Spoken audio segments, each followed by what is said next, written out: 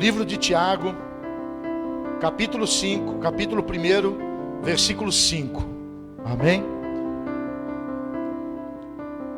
Mas se alguém tem falta de fé, se alguém tem falta de sabedoria, peça a Deus e Ele lhe dará, porque é generoso para todos quantos lhe pedem. Porém, peçam com fé e não duvidando de modo nenhum, pois quem duvida é como a onda do mar do vento, que leva de um lado para o outro. Quem é assim, não pensa que vai receber alguma coisa do Senhor, pois não tem firmeza e nunca sabe o que deve fazer. Amém, irmãos? Glória a Deus. Eu quero falar nessa noite sobre uma palavra muito importante para os dias que nós estamos vivendo. Eu até comentei com os irmãos de uma mensagem que o Senhor me deu, e hoje eu vou falar um pouco dela em nome de Jesus. Quebrando o espírito de inconstância.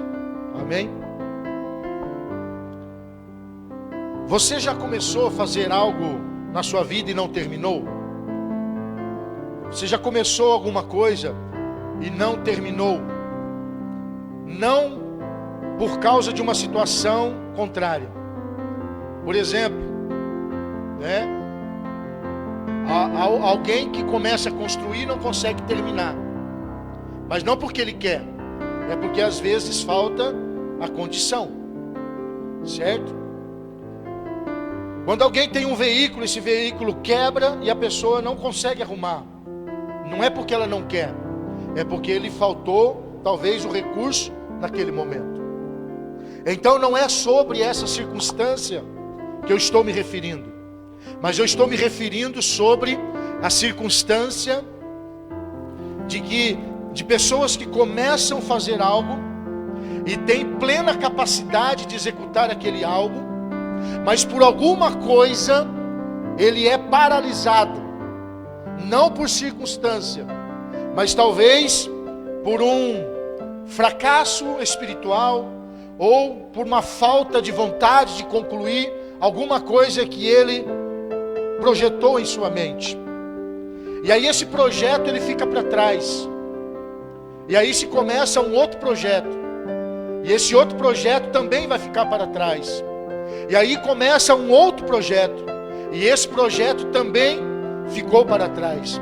Quando nós olhamos para trás, existe ou existirão na nossa vida um montão de coisas inacabadas. Um monte de coisas que nós não concluímos. E a situação vai se agravando porque nós entramos em meio a tantas circunstâncias ou em tantas coisas não concluídas que no final da situação nós não sabemos o que dar continuidade. Nós não sabemos no que dar continuidade. E aí então volta a velha prática de pegar um pouquinho de cada coisa e tentar também concluir. E aí nós não concluímos nada, porque nós entramos aí num estágio aonde queremos resolver todas as coisas ao mesmo tempo. E nós não conseguiríamos resolver tudo ao mesmo tempo. Na nossa vida espiritual, falando a respeito da inconstância, é algo gravíssimo. Porque existem pessoas que querem resolver a sua vida espiritual de uma forma automática. E ela tenta um dia ler a Bíblia, outro dia ela tenta orar, outro dia ela tenta jejuar, outro dia ela tenta firmar na igreja, outro dia ela tenta firmar nos cultos, e cada dia, cada semana ela faz uma coisa e ela também não tem vitória sobre isso. Porque às vezes queremos resolver todas as coisas ao mesmo tempo. E a nossa força física é incapaz de resolver todas as coisas ao mesmo tempo. Então, como cristão, como devemos agir? Primeiro, devemos analisar a nossa vida e ir removendo da nossa vida tudo aquilo que nos impede de concluir. Então entenda que ir para a conclusão muitas vezes não trará êxito, mas o que vai trazer uma vitória é nós analisarmos o que nos impede de concluir, o que nos impede de terminar. Analisando a situação, nós vamos começar a ter um direcionamento de Deus para solucionar e resolver todas as intempéries da nossa vida. Tudo aquilo que nos torna incapaz, porque capacidade nós temos, porque o Senhor nos capacita. Eu me lembro de uma mensagem que eu preguei sobre a capacitação de Deus na nossa vida, que quando nós decidimos agir, Deus ele nos capacita com uma força sobrenatural, porque nós resolvemos tomar uma atitude.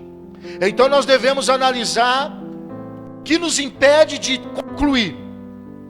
Existem pessoas que fizeram propósito de ler a Bíblia o ano inteiro, durante um ano, e até hoje não conseguiu. Isso acontece muito, irmãos, né? Na virada do ano, né? Na passagem do ano novo. A gente, talvez comovido pela, como eu diria,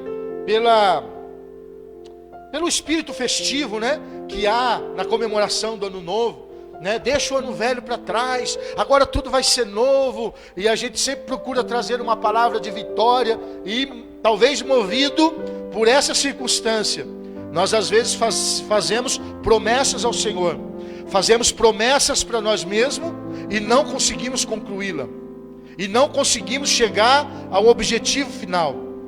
E em cima dessas promessas que fazemos, existem outras promessas inacabadas que ficou para trás. Algo muito grave que acontece no meio do povo evangélico é com relação ao voto que fazemos diante do Senhor. Há alguns que não acreditam mais em voto. Há algumas pessoas que não acreditam mais em fazer um voto com o Senhor, um propósito com o Senhor. O que é voto? É você pedir algo a Deus, prometendo algo a Ele. É muito comum as pessoas fazerem um voto, né? Se o Senhor abriu a porta de emprego para mim, o primeiro salário eu vou tirar metade, vou comprar alimento e vou dar para um monte de gente que está precisando. Aí o cara recebe o pagamento e não tira metade. Quando não, ele compra uma cesta e ele entrega para a pessoa, e ele acha que já foi bonzinho com Deus e já fez a parte dele, mas esqueceu que por trás da atitude existe uma promessa. Então existe coisas na nossa vida que nós não podemos deixar passar. A inconstância, ela é a falta de perseverança, é a falta de firmeza. Presta atenção, não é falta de propósito.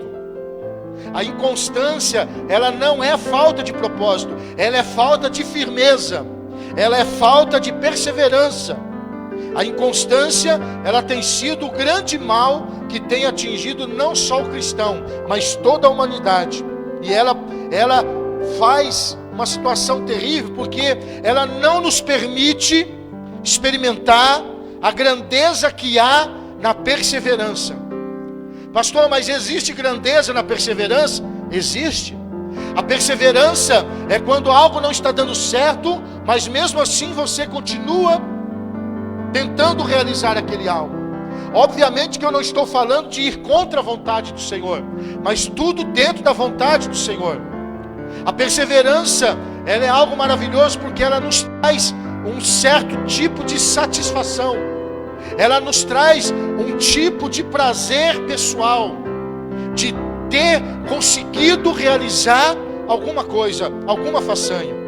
Eu e minha esposa tivemos essa experiência quando nós pagamos a última parcela da nossa casa. Quando nós pagamos a última parcela, parece algo sobrenatural, irmãos. Aquilo nos enche de alegria, nos enche de realização, e a gente olha e diz: puxa vida, foi sofrido, mas conseguimos. Então a perseverança, ela causa em nós uma autoestima. É importante ser perseverante, para que nós possamos viver também esses momentos de alegria. E a perseverança é algo que está no coração de Deus. Quando nós começamos algo e paramos no meio do caminho, nós não sentimos essa satisfação. Aí acontece o contrário, o oposto disso. Nós nos sentimos incompletos. Parece que está faltando alguma coisa. Parece que alguma coisa não está ajustada em seu devido lugar. Pois bem, olha o exemplo de coisas que nós fazemos. Quando nós já prometemos alguma coisa para alguém e não cumprimos. Isso é algo gravíssimo. Quando você promete alguma coisa para alguém, irmão, você tem que cumprir. Quando você marca de ir em algum lugar, você tem que ir. Quando você faz um propósito de estar com alguém, você tem que estar, irmão. Pastor, mas eu fui incapacitado. Então é o nosso dever e a nossa responsabilidade entrar em contato com essa pessoa antes que ele saia da casa dele para nos encontrar em algum lugar. Um exemplo, você marcou para tomar um cafezinho com alguém. Aí falta meia hora para você sair, te deu uma dor de barriga terrível e você vê que você não tem condição de sair. Você não pode esperar a pessoa sair, ir até o local e ficar te esperando 15, 20 minutos. E aí você não aparece. Está entendendo? Nós não podemos agir desta maneira. E isso é um ato de inconstância. Eu sei que coisas acontecem na nossa vida, mas as coisas que acontecem na nossa vida não é motivo para nos incapacitar de concluir aquilo que nós devemos concluir. Nesse texto que nós lemos, a Bíblia nos ensina que homens inconstantes, eles não receberão nada do Senhor. Pastor, mas por quê? Não é eu que estou dizendo, é o texto que nós lemos que diz. Quero ler de novo para você, ó. Versículo 7. Quem assim faz, não pense que receberá algo da parte do Senhor, pois esse não tem firmeza e nunca sabe o que deve fazer. Então, por isso que às vezes nós vivemos em uma roda gigante. E na nossa vida nós não temos às vezes a impressão de que nós já passamos por aquele lugar. Quem já teve essa impressão? Nós já passamos por ele, eu já passei por esse lugar aqui. Ou alguma situação, fala, irmão, eu já vivi essa situação de alguma forma. Sabe o que é isso? É Deus nos orientando e nos dando uma dica para não errarmos de novo, porque nós já passamos por aquele lugar. Nós já passamos por aquele processo. Então nesta noite eu vim com uma palavra de Deus para o seu coração, dizendo para você que existe uma saída.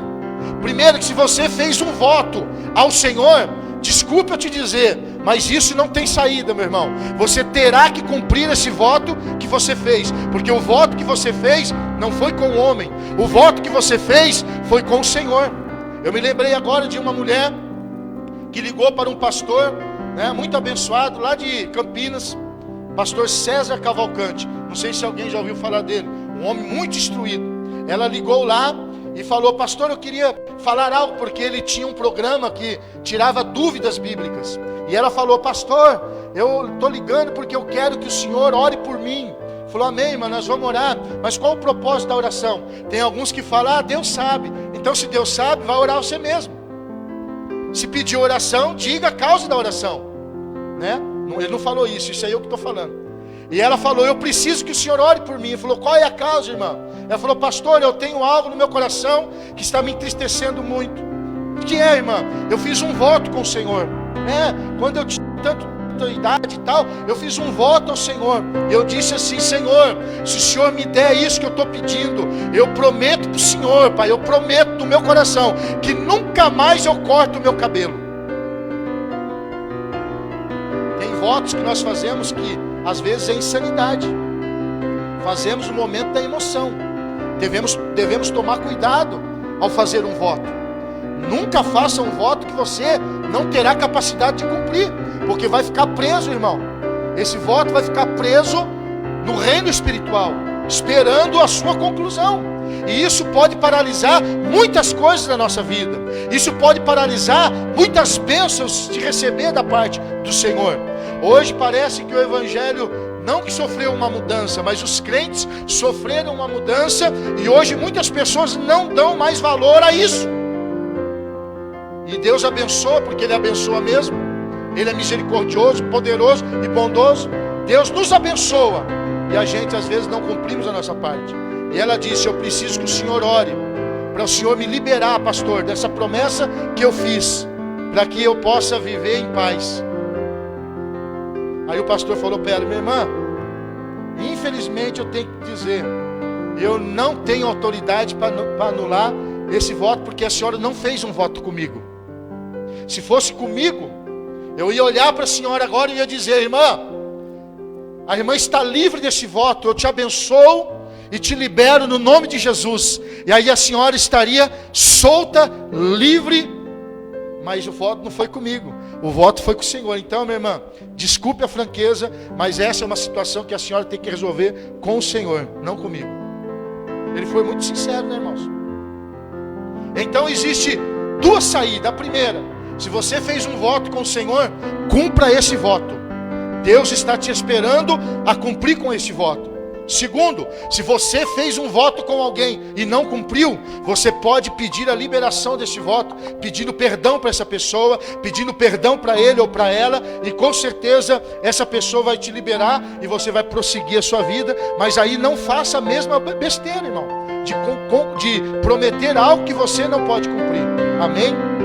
Mas eu quero ajudar você nessa noite a entender com respeito a incapacidade de concluir as coisas. Na realidade, esse negócio do voto não estava aqui, mas o Senhor inspirou para falar aqui, é porque alguém, ou aqui ou em casa, precisava ouvir isso. Amém? Nessa noite nós vamos aprender, irmãos, como quebrar esse espírito de inconstância. É algo gravíssimo no meio da igreja, no meio do povo de Deus. O primeiro passo que nós devemos tomar é entender que a inconstância, ela não é uma responsabilidade de Deus, mas é nossa. A falta de conclusão de algo na minha vida não é culpa de Deus, não é responsabilidade de Deus. Não é responsabilidade de Deus fazer com que eu me movimente. Não é responsabilidade de Deus fazer com que eu ore. Não é responsabilidade de Deus fazer com que eu vá na igreja. Não é responsabilidade de Deus fazer com que eu leia a Bíblia. Não é responsabilidade de Deus fazer com que eu me prepare para pregar a palavra de Deus para você. Não é responsabilidade de Deus encher você do Espírito Santo ou do poder de Deus sem você praticar a oração, sem você praticar a santidade. Não é responsabilidade de Deus. A inconstância é responsabilidade minha, é responsabilidade nossa. Nós devemos lidar com essa situação. Nós devemos ajustar a nossa vida, a nossa realidade, sobre a nossa circunstância, para termos condição de executar aquilo que nós devemos executar, aquilo que nós devemos fazer. Se você foi chamado para ser obreiro, é porque Deus te deu capacidade para ser obreiro. Então você tem que honrar esse chamado e não esperar Deus fazer algo por você, mas você fazer algo em prol da obra de Deus, quebrando aquele tabu que nós aprendemos há muito tempo, que igreja é lugar de receber. Igreja nunca foi lugar de receber. Igreja sempre foi lugar de oferecer.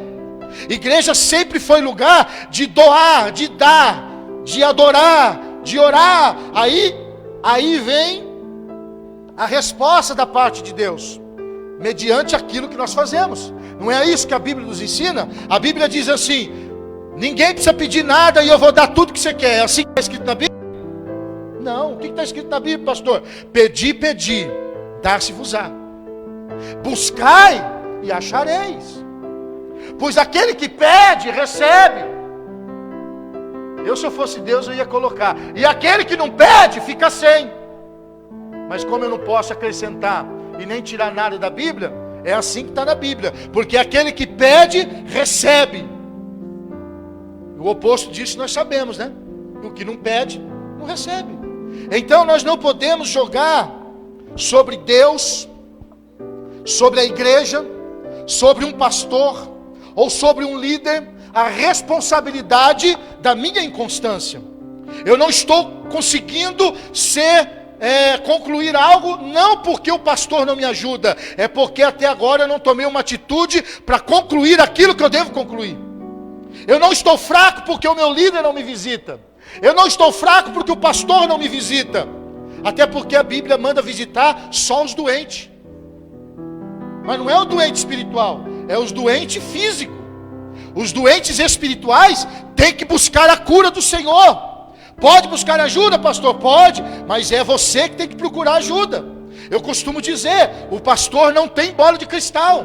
Eu não sei se você está passando necessidade de alguma coisa, eu não sei se você está com alguma enfermidade, ou se você tem alguma coisa grave acontecendo na tua vida. Eu não tenho condição de saber se o Senhor não revelar.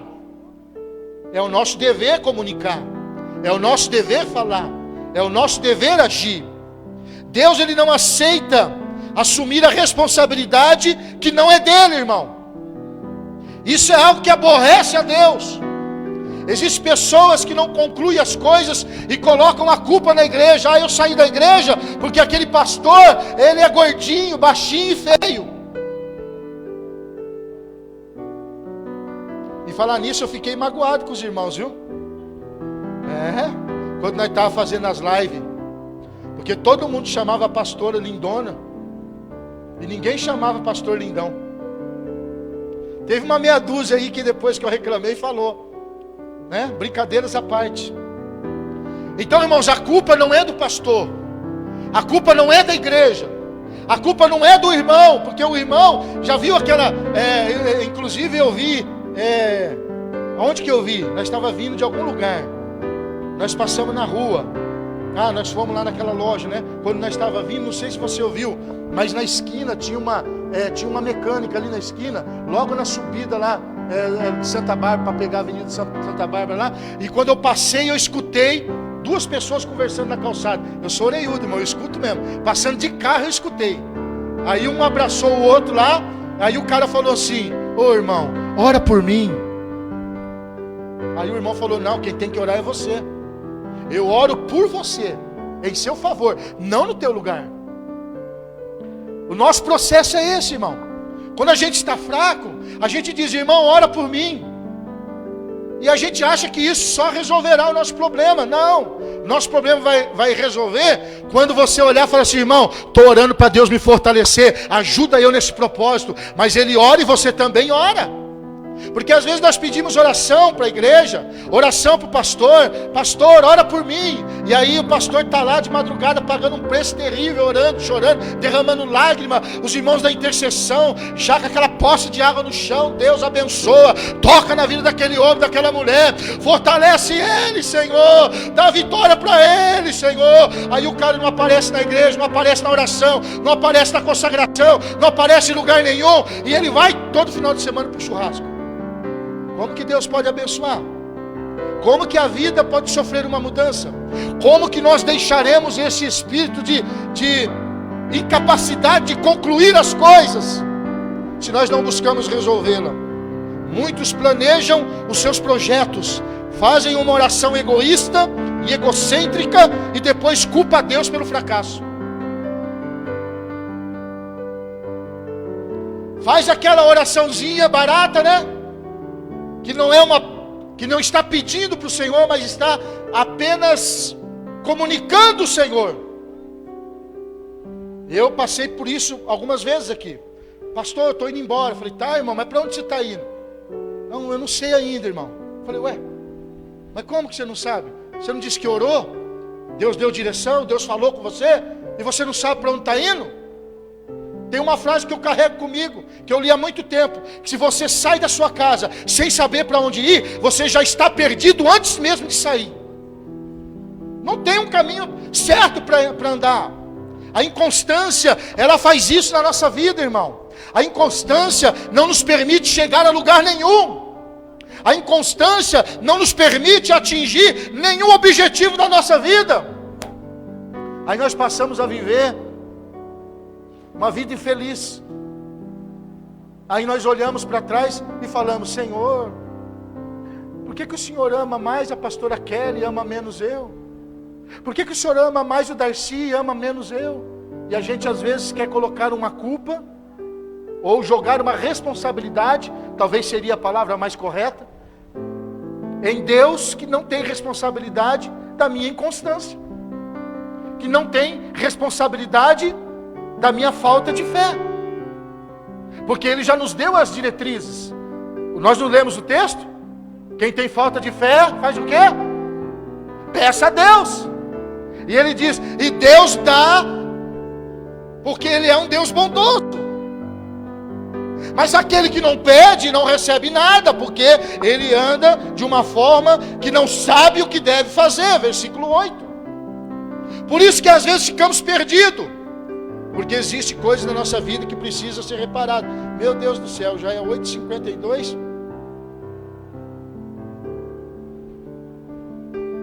O que eu faço, Senhor? Prego até meia-noite ou termino o culto 9? A palavra é muita coisa, irmão, para ser falado. Nós vamos dar continuidade depois, mas eu vou concluir esse tópico aqui para a gente não ficar em aberto. Estou no primeiro e eu não vou conseguir sair dele. A responsabilidade da nossa inconstância também não é das pessoas que estão ao nosso redor. Jovem, a falta de concluir algo na sua vida não é culpa do seu pai e da sua mãe, desde que esse pai e essa mãe ensinou você no caminho que se deve andar. É claro, estamos falando, de uma forma literal. A responsabilidade da minha inconstância como jovem não é do meu pai e da minha mãe, é das minhas escolhas, é daquilo que eu estou plantando, é daquilo que eu estou tentando negociar com o mundo, com a vida. Essas coisas, irmãos, não é responsabilidade das pessoas. A minha responsabilidade de manter a minha vida espiritual é minha, não é da minha esposa. A responsabilidade dela manter o nível espiritual é dela, não é meu. O que nós podemos é ajudar um ao outro, mas não fazer um pelo outro. Está entendendo? Por exemplo, quem vai se batizar é uma decisão que ele tomou.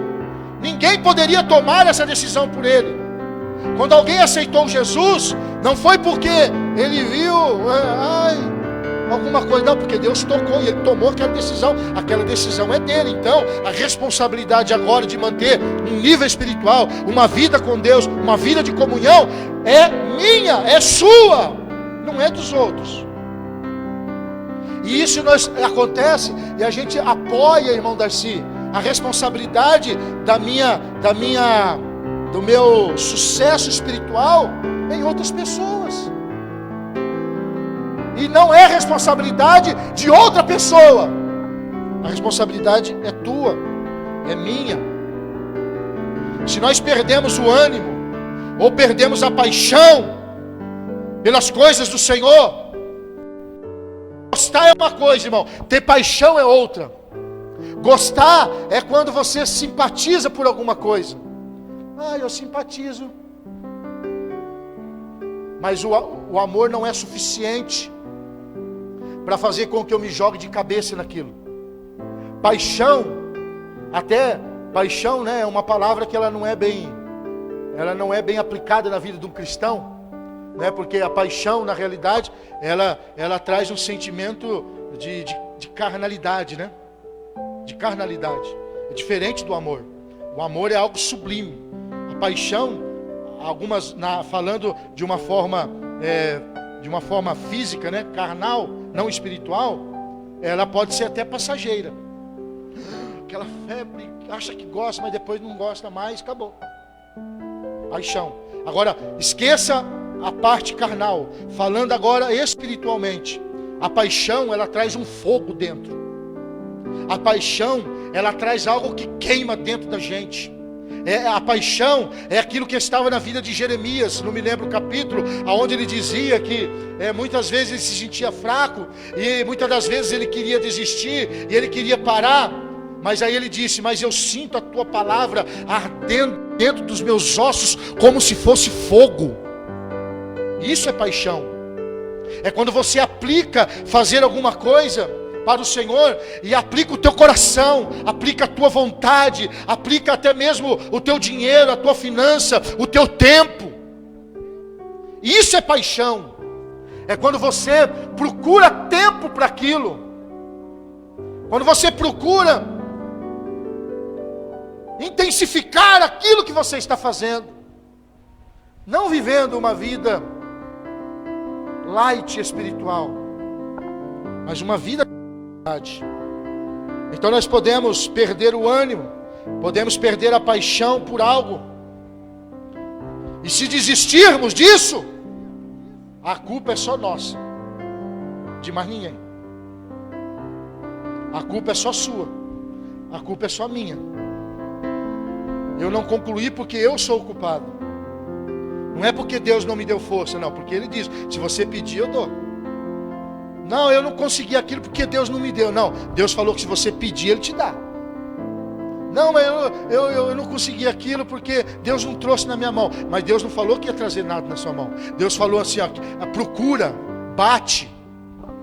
Procura, bate. Porque aquele que procura, acha. Não é? Quantas coisas que não é do Senhor que a gente procura, a gente não acha? Hã? Quantas coisas ruins nós já não colhemos porque nós procuramos? Quantas decisões nós tomamos tentando ajudar alguém e se lascamos na vida? Aí a gente vai culpar Deus? Ai Deus, eu fui bonzinho com aquele irmão, emprestei meu nome para ele, olha o que ele fez, acabou com o meu nome. Senhor, que faz alguma coisa. Aí Deus vai lá em Provérbios e diz assim que o homem não deve ser fiador de nenhum outro homem. E aí? A culpa não é de Deus, a culpa é nossa. Então, irmãos, nessa noite eu finalizo hoje aqui, depois eu vou para 2, 3, 4, 5, 6, 7, 8, 9, 10, 12, 13, 14, 15. Vou ler o texto de novo para você. Aí nós vamos para a ceia e a gente vai embora. Versículo 5. Mas se alguém tem falta de fé, ou se alguém tem falta de sabedoria, peça a Deus, e Ele lhe dará, porque Ele é generoso e dá com bondade a todos o que lhe pedem. Porém, peçam com fé, e não duvidando, de modo nenhum, pois quem duvida é como a onda do mar que o vento leva de um lado para o outro.